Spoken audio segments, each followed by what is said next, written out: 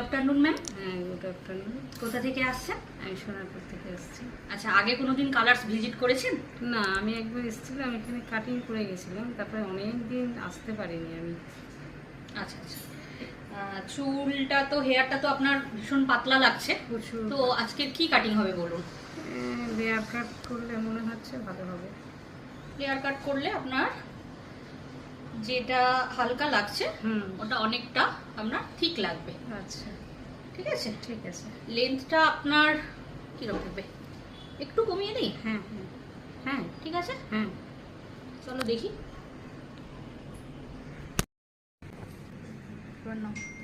তো ম্যাম, এটা আপনার ফাইনাল লুক কেমন হয়েছে?